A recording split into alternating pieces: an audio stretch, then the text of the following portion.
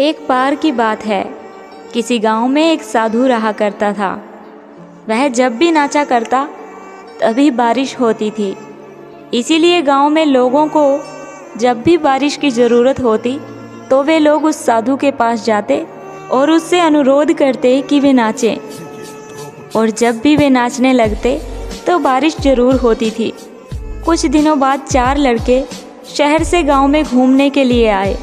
जब उन्हें यह बात पता चली कि किसी साधु के नाचने से बारिश होती है तो उन्हें यकीन नहीं हुआ।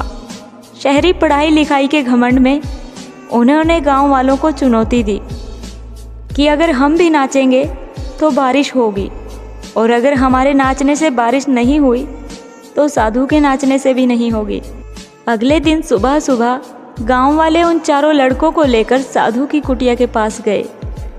गांव वालों ने सारी बातें साधु को बताई। फिर उन लड़कों ने नाचना शुरू किया। पहले लड़के ने नाचना शुरू किया तो आधा घंटा बीत गया। फिर वह लड़का थक हार कर बैठ गया, पर बादल नहीं आए। कुछ देर बाद दूसरे लड़के ने नाचना शुरू किया और 1 घंटा बीतते बीतते वह भी थक कर बैठ गया। और बाकी दोनों लड़कों ने भी ठीक वैसा ही किया, पर बारिश नहीं हुई। अब साधु की बारी थी। उसने नाचना शुरू किया, 1 घंटा बीत गया, पर बारिश नहीं हुई।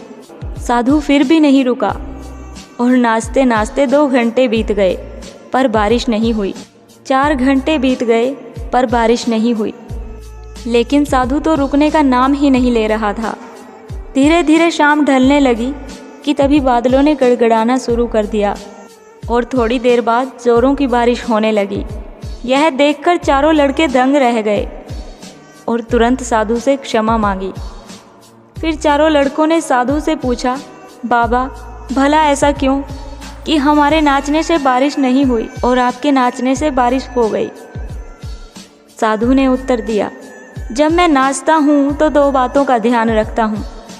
पहली बात तो ये, मैं यह सोचता हूँ कि अगर मैं नाचूंगा तो बारिश को होना ही पड़ेगा। और दूसरी बात यह है कि मैं तब तक नाचूंगा जब तक बारिश न हो जाए। सफलता पाने वाले में भी यही गुण विद्यमान होता है। वे जिस काम को करते हैं उसमें उन्हें सफल होने का पूरा भरोसा होता है, और वे तब तक उस काम को करते हैं जब तक कि उसमें सफल ना हो जाएं। इसीलिए अगर हमें सफलता हासिल करनी ही है तो इस साधु की तरह अपने लक्ष्य को प्राप्त करना होगा और खुद पर भरोसा रखना होगा, और उस काम को तब तक करना होगा जब तक उस काम में सफल ना हो जाएं।